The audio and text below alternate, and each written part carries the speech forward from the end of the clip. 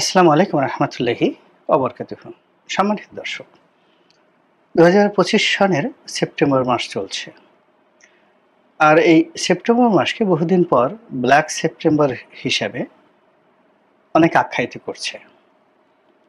এটিকে কেন black September বলা হচ্ছে, এটি আমরা 2024 সনে টের পাইনি। আমরা 2024 সনে এই সেপ্টেম্বর মাসকে একটা আশীর্বাদপূর্ণ মাস হিসাবে মনে করেছিলাম। তার আগে ২-৪ বছরে এই মাস নিয়ে আমাদের কোনো রকম মাথা ব্যথা ছিল না।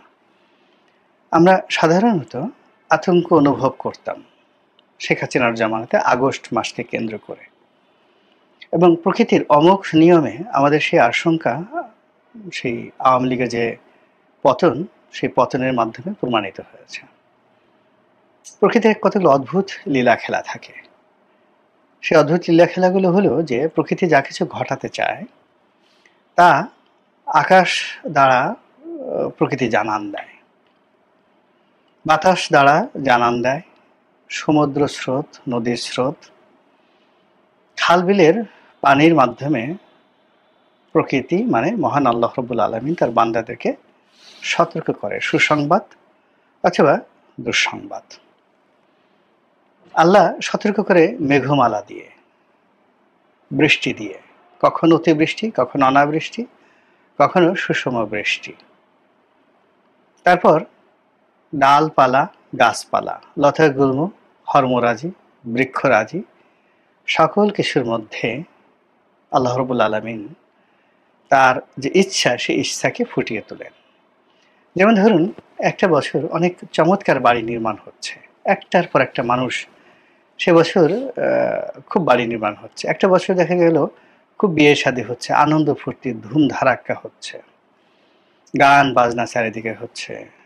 আর এক বছর দেখা গেল শুধু আগুন লাগছে, মড়ক লাগছে, ফসল হানি হচ্ছে, বাড়িতে বাড়িতে, পুরনো বাড়িতে বেশি বেশি শ্যাওলা জন্ম নিচ্ছে, মশার উৎপাত বেড়ে যাচ্ছে, ঘরে ঘরে তেলাপোকার উৎপাত বেড়ে যাচ্ছে। আবার হঠাৎ করে দেখবেন যে তেলাপোকা নেই, মশা নেই, অলানা ছাড়েন, কোনো কারণ নেই, ওষুধ দেওয়া হচ্ছে না, কিছু দেওয়া হচ্ছে না।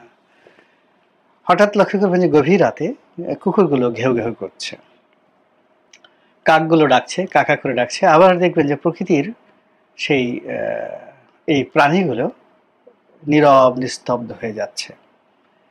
একটা সময় দেখবেন যে রাস্তায় নেড়ি কুকুরের যন্ত্রণায় আপনি হাঁটতে পারছেন না, ভয় লাগছে, কিন্তু মাঝে মাঝে দেখবেন যে রাস্তায় কোনো কুকুরই নেই, অথচ কেউ মারছে না। কেন এরকম হয়? এগুলোর মধ্যে প্রকৃতির প্রচণ্ড লীলা খেলা রয়েছে। পাখির গান, মানে বাতাসের শো শো শব্দ, পাখির গানের মধ্যে প্রকৃতি তার ইচ্ছা বাস্তবায়ন করেন। তো সেই দিক থেকে আপনি যদি এই বছরের সেপ্টেম্বর মাসের যে প্রকৃতির দিকে তাকান, আপনি যান কক্সবাজার কি হচ্ছে, সুন্দরবনে কি হচ্ছে, বান্দরবনে কি হচ্ছে, সিলেটের তামাবিলে কি হচ্ছে, এই ঢাকা শহরে কি হচ্ছে, রাজবাড়িতে কি হচ্ছে, আপনি প্রকৃতির ইশারা বুঝতে পারবেন। দ্বিতীয়ত, প্রকৃতি যা কিছু ঘটাতে চায় তা মানুষের মুখ দিয়ে বলে দেয়, তার বান্দাদের মুখ দিয়ে বলে দেয়। মানুষ দেখবেন যে অকারণে হাসছে, প্রচণ্ড আনন্দিত, এবং মানুষ রাগ হচ্ছে না। রিক্সাওয়ালা টুংটাং আওয়াজ দিচ্ছে, একজন আর একজনকে ধাক্কা দিচ্ছে, কখনো কখনো তারা খিস্তি খাওয়ার করছে, বাপ মা তুলে গালাগাল করছে যখন প্রকৃতি বিরূপ থাকে। আর যখন প্রকৃতি সন্তুষ্ট থাকে তখন ওই একই কাজ হয়, কিন্তু রিক্সাওয়ালা হেসে তার প্রতিপক্ষকে একটু চিমটি কাটে, বা একটু মস্কারা করে, বা একটা বাজে কথা বলে, হাস্যচ্ছলে, রাগ হয়ে নয়। তো এই সার্বিক অবস্থাতে যদি আপনি এখন আজকের এই দিনটিকে কল্পনা করেন, সেপ্টেম্বর মাস, এটা কেন এই 2025 সনে এসে ব্ল্যাক সেপ্টেম্বর হলো, আমরা এখন পর্যন্ত বুঝতে পারছি না। কিন্তু মানুষের মুখ দিয়ে কিন্তু এটা বের হয়ে গেছে যে দিস ইজ ব্ল্যাক সেপ্টেম্বর। এখন এই ব্ল্যাক সেপ্টেম্বর মাসে যদি আপনি দেখুন যে মানুষের মন মানসিকতা কোথায় চলে গেছে। কোনো মানুষ নিজেকে ছাড়া অন্য কাউকে ভালো মনে করছেন না। তারা কেবলই মাত্র নিজেকে ভালো মনে করছেন আর সবাইকে মনে করছেন যে ওরা চামার, ওরা বাজে লোক। একটা ছোট উদাহরণ দেই। যেমন ধরুন ডাক্তার এবং রুগী।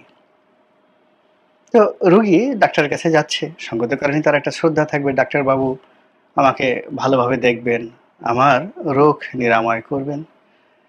কিন্তু যাওয়ার আগে সে ভাবছে যে এই ডাক্তার একটা চামার, সে আমার কাছে টাকা নিচ্ছে। আগে 10 টাকা করে দাদা দাদিরা বা বাবারা ডাক্তারের ফি দিত, বেশিরভাগ ডাক্তার ফি নিত না, তারা শুধু ওষুধের মূল্য রাখতো। আর এখন 3000, 4000, 5000 টাকা করে ডাক্তারের ফি। এ কি মানুষ নাকি? তারপরে আবার করবে কি তারা?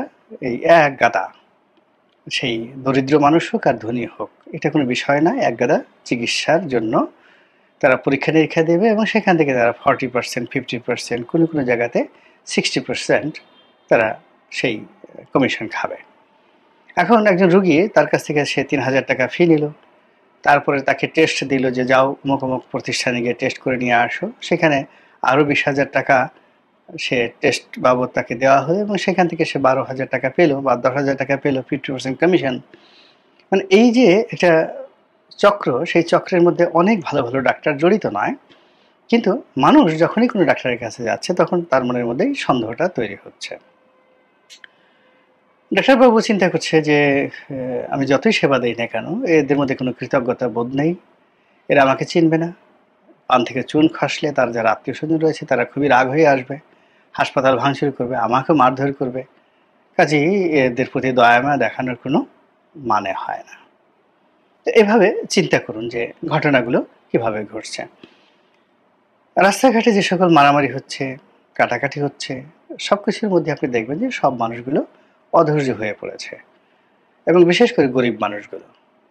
এবং হযরত আলী রাদিয়াল্লাহু তাআলা আনহুর একটি কথা রয়েছে, একটি সমাজ রসাতলে যায় যখন সে দেশের ধনীরা কৃপণ হয়ে যায় আর দরিদ্র মানুষ যারা রয়েছে তারা ধৈর্য হারিয়ে ফেলে। আমরা প্রকৃতিগতভাবে জানি যে আল্লাহ রাব্বুল আলামিন দরিদ্রদেরকে একটা নিয়ামক দিয়েছেন, তার ক্যারেক্টারিস্টিক্স, তার আশা খুব সীমিত, মুখে সবসময় সুন্দর হাসি, হজম শক্তি অসাধারণ এবং চমৎকার একটি ঘুম। তারা ঘুমাবেন এবং যেখানে সেখানে তারা ঘুমিয়ে যাবেন। চৈত্র মাসের রোদের মধ্যে বহু রিক্সাওয়ালাকে, যাকে বলা হয়, আমি দেখেছি যে আকাশের দিকে মানে একেবারে চেয়ে রীতিমতো শীত হয়ে তারা শুয়ে আছে রিক্সায় হেলান দিয়ে, আর কি অঘোর ঘুম। কিন্তু বিশ্বাস করেন এই সেপ্টেম্বর মাসে এই ঢাকা শহরের কোথাও আমি একজন রিক্সাওয়ালাকে ঘুমোতে দেখিনি। ছুটছে, সবাই ছুটছে, ব্যাটারি চালিত রিক্সা নিয়ে ছুটছে, সাধারণ রিক্সা নিয়ে ছুটছে, ঠিক ওরকমভাবে আনমনে বসে নেই, তারা ছুটছে। কখনো তাদের যাত্রী আছে, কখনো তাদের যাত্রী নেই, কিন্তু তারা ছুটছে। আর সকলের চোখে মুখে ক্রোধ, হতাশা, রাগ। এগুলো ভালো লক্ষণ নয়। এগুলো ব্ল্যাক সেপ্টেম্বরের প্রাকৃতিক যে উপমা, এটার যাকে বলা হয় কিছু উদাহরণ আমি দিলাম। এবার বাস্তবতায় ফিরে আসুন। যা কিছু ঘটছে, আপনি ধরুন ঢাকার ওয়েস্টিন হোটেলে মার্কিন যুক্তরাষ্ট্রের খুব উচ্চ পদস্থ একজন সামরিক কর্মকর্তা মারা গেলেন। তিনি কি মরে গেলেন স্বাভাবিক নিয়মে নাকি তাকে মেরে ফেলা হলো, এটা নিয়ে আমরা কিছু জানতে পারলাম না। কিভাবে মরলেন তাও জানতে পারলাম না। বিভিন্ন সূত্র থেকে যেটা জানা যাচ্ছে যে তিনি, যে লোক মারা গেছেন, মার্কিন যুক্তরাষ্ট্রের একজন উচ্চ পদস্থ কর্মকর্তা ছিলেন, যিনি কৌশলগত যুদ্ধে বেশ দক্ষ এবং গত 20 বছর ধরে এশিয়াতে তিনি কর্মরত রয়েছেন এবং বিভিন্ন দেশে মার্কিন যুক্তরাষ্ট্রের যে এজেন্ডাগুলো বাস্তবায়ন, সেই বাস্তবায়ন করার জন্য যেখানে যত অশান্তি তৈরি করা দরকার সেই অশান্তি তৈরির ক্ষেত্রে তিনি একজন এক্সপার্ট। তিনি একজন গেরিলা যোদ্ধা, তিনি একজন প্যারাট্রুপার, অর্থাৎ হেলিকপ্টার থেকে লাফ দিয়ে নেমে প্যারাট্রুপে নেমে গহীন অরণ্যে তিনি বসতি গড়তে পারেন, সমুদ্রে তিনি বসতি গড়তে পারেন এবং সেখানকার লোকদেরকে জড়ো করে রাষ্ট্রের বিরুদ্ধে তিনি লাগিয়ে দিতে পারেন, এই ধরনের এক্সপার্টিস তার রয়েছে। এরকমই তার সম্পর্কে কথাবার্তা বলা হচ্ছে। সেই মানুষটি মারা গেল। এখন আমাদের যে জুলাই আগস্ট বিপ্লব 2024 সন, এটার সম্পর্কে যে ম্যাটিকুলাস ডিজাইন বলা হচ্ছে, সেই ডিজাইনের মধ্যে আমেরিকার ডিপ স্টেট পলিসি, এটার যেভাবে কথা শোনা যাচ্ছে, একই সঙ্গে আমেরিকার এই সকল গোয়েন্দা সংস্থার কর্মকর্তা, সেনাবাহিনীর কর্মকর্তা, এফবিআইয়ের কর্মকর্তা, এরপর তাদের মার্কিন মেরিনদের কর্মকর্তা, এরকম শত শত নয় হাজার হাজার লোক বাংলাদেশে অনার সৃষ্টি তৈরির জন্য, শেখ হাসিনার পতনের জন্য ছিল না। এই কথা বুকে হাত দিয়ে আমরা কিন্তু বলতে পারছি না। বরং দিন যত যাচ্ছে ততই আমাদের সন্দেহ বাড়ছে, আশঙ্কা বাড়ছে, এবং আমরা আতঙ্কগ্রস্ত হয়ে পড়েছে। এবং মার্কিন যুক্তরাষ্ট্রের যে ইতিহাস, তারা সাধারণত যেটা হয় সাক্ষী রাখে না। তো তারা ওই সময়টিতে যাদের সঙ্গে কাজ করেছে, যাদেরকে টাকা দিয়েছে, যাদেরকে দিয়ে অপকর্ম করেছে, যদি কিছু তারা করে থাকে, সেক্ষেত্রে যখন তারা এই অপারেশনটা ক্লোজ করবে বা তারা ফেল করবে, যে আমরা আর পারছি না, তখন তারা প্রথম যে কাজটি করে তারা হলো তাদের সহযোগীদেরকে তারা মেরে ফেলে, এমনকি নিজেদের লোককে। আপনারা জানেন যে ওসামা বিন লাদেনকে ধরার জন্য তারা তাদের যে গর্বের বস্তু, গর্বের ধন, টুইন টাওয়ার, মার্কিন যুক্তরাষ্ট্রের নিউ ইয়র্ক শহরে যে দুটো ভবন ছিল টুইন টাওয়ার, সেই টুইন টাওয়ারে নিজের আক্রমণ করেছে। এরপরে তাদের যে সামরিক বাহিনীর হেডকোয়ার্টার পেন্টাগন, সেই পেন্টাগনে তারা হামলা চালিয়েছে। আপনি চিন্তা করেন যে বাংলাদেশে যদি সেনা কল্যাণ ভবন এবং ক্যান্টনমেন্টে আক্রমণ হয়, এটা কি আনসারুল্লাহ বাংলা টিমের পক্ষে সম্ভব? যেখানে পাহাড়ের মধ্যে লুকিয়ে থেকে ওসামা বিন লাদেন একটা AK-47 অথবা 4-5টা হাত বোমা নিয়ে আক্রমণ তখন পর্যন্ত পরিচালনা করছে, আর সে আমেরিকার মাটিতে প্লেন উড়িয়ে একই সঙ্গে পেন্টাগনে এবং একই সঙ্গে সে যাকে বলা হয় টুইন টাওয়ারে আক্রমণ চালিয়ে পুরো ভবনটিকে ধ্বংস করে দিয়েছে। Is it possible? এরকম গাঁজাখুরি গল্প জেমস বন্ড সিনেমাতেও অন্তর্ভুক্ত করা হয় না, কিন্তু সারা পৃথিবীকে তারা তাদের যে মিডিয়া, তাদের যে শক্তি, এটি দ্বারা তারা বিশ্বাস করাতে বাধ্য করেছে, এবং এটির ফলাফল সারা দুনিয়ার মানুষকে ভোগ করতে তারা বাধ্য করেছে। তো এই হলো তাদের পলিসি। তারা আফগানিস্তান থেকে, সিরিয়া থেকে যখন তাদের যে মিশন তারা গুটিয়ে নিয়েছে, তারা যখন ভিয়েতনাম থেকে তাদের মিশন গুটিয়ে নিয়েছে, তারা একটি বারের জন্য কল্পনা করেনি যে এখানে তাদের সহযোগী যারা আছে তাদের কি হবে। তদ্রুপভাবে বাংলাদেশে এখন যে পরিবেশ পরিস্থিতি তৈরি হয়েছে, একটি স্পষ্টই বলা যায় যে মার্কিন ডিপ স্টেটের যে লক্ষ্য ছিল, অভীষ্ট লক্ষ্য ছিল, এবং তারা যে প্ল্যান করেছিল, পরিকল্পনা করেছিল, সেটি মোটামুটি 99.99% ব্যর্থ হয়েছে। মার্কিন কোনো স্বার্থ এই মুহূর্তে বাংলাদেশের সরকারে আছে, রাজনৈতিক দলে আছে, বা আগামীতে যদি কোনো রাজনৈতিক দল ক্ষমতায় আসে, তারা মার্কিন স্বার্থ সংরক্ষণ করবে, এটা একেবারে অসম্ভব একটা বিষয়।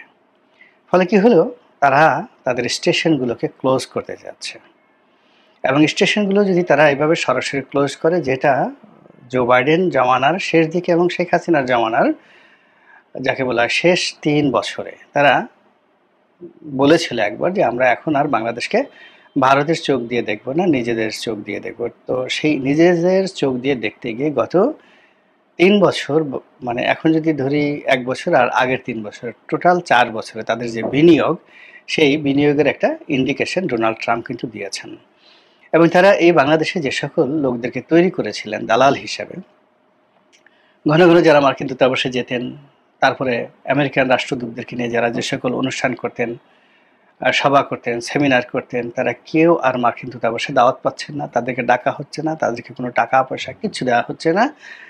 এবং এখন তাদের অনেককে আমেরিকার পরিবর্তে ভারতের দালালি শুরু করেছেন, এবং ভারতের গোয়েন্দা সংস্থা রয়্যাল এজেন্ট হিসেবে তারা অনেকে ইতিমধ্যে কিন্তু ট্যাগ খেয়ে গেছেন। অথচ এই লোকগুলো শেখ হাসিনার জামানাতে তাদের প্রথম এবং প্রধান পরিচয় ছিল তারা আমেরিকার দালাল, এবং তারা আমেরিকার স্বার্থ সংরক্ষণ করার জন্য নানা নামে, তারপরে নানা সঙ্গে রাঙা ঢঙে তারা সেই কাজগুলো করেছে। তো আমেরিকা যে তাদের যে স্টেশন যে গুটিয়ে নিচ্ছে, এবং গুটিয়ে নেওয়ার আগে ধীরে ধীরে তাদের তাবেদার, তাদের দালাল তাদেরকে সরিয়ে দিয়েছে। এরপর তাদের যে সকল কর্মকর্তা এখানে সরাসরি যুক্ত ছিল, তারা যেন ভবিষ্যতে কোনো সাক্ষ্য দিতে না পারে।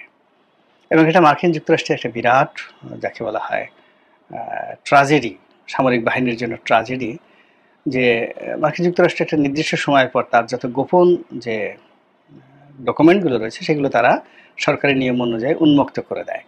ফলে বাংলাদেশে কি হলো বা কি হচ্ছে, এটা একেবারে টু দি পয়েন্টে, ডে টু ডে, অর্থাৎ 2024 সনের জানুয়ারি মাস থেকে আগস্ট মাসের 5 তারিখ পর্যন্ত ডে টু ডে আগামী 20 বছর পরে আপনারা জানতে পারবেন ডায়েরির মাধ্যমে। 1971 সনের 25শে মার্চ থেকে 16ই ডিসেম্বর পর্যন্ত মার্কিন যুক্তরাষ্ট্রের যে গোপন নথিপত্র সেগুলো উন্মোচিত হয়েছে। তো সেখানে আপনি দেখুন, যেটা প্রথম আলোতে প্রয়াত সাংবাদিক মিজানুর রহমান তিনি ধারাবাহিকভাবে প্রকাশ করেছিলেন। তো 1971 সনে প্রতিদিন ঢাকা থেকে যে টেলেক্স রিপোর্ট যেত, সেই রিপোর্টে বাংলাদেশের রাজনীতি, বাংলাদেশের অর্থনীতি, বাংলাদেশের যুদ্ধ ব্যবস্থা সম্পর্কে যে কথাগুলো বলা হয়েছে সেগুলো আপনি দেখলেই বুঝতে পারবেন যে তারা কত ম্যাটিকুলাসলি কাজ করে।